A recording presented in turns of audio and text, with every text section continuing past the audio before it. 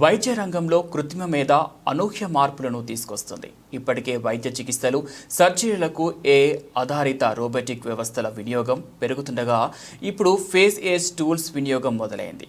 AI ద్వారా పనిచేసే ఈ ఫేస్ ఏజ్ టూల్స్ ఒక సెల్ఫీతో మనిషి ఆరోగ్యాన్ని అంచనా వేస్తుంది.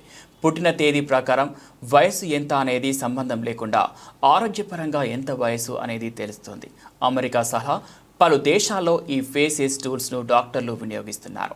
వీటి వినియోగంపై వాల్ స్ట్రీట్ జర్నల్ చేసిన పరిశీలనలో ఆసక్తికర విషయాలు వెల్లడయ్యాయి. సాధారణంగా ఏదైనా అనారోగ్య సమస్య తలెత్తి దవాఖానాకు వెళ్ళినప్పుడు వైద్యులు ముందుగా వయస్సు అడుగుతారు.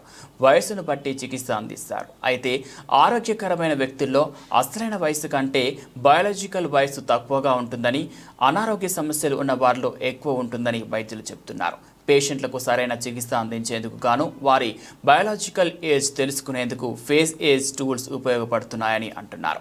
క్యాన్సర్ పేషెంట్లు ఎన్నాళ్ళు జీవిస్తారనేది అంచనా వేయడానికి కూడా వైద్యులకు ఈ టూల్స్ ఉపయోగపడుతున్నాయి.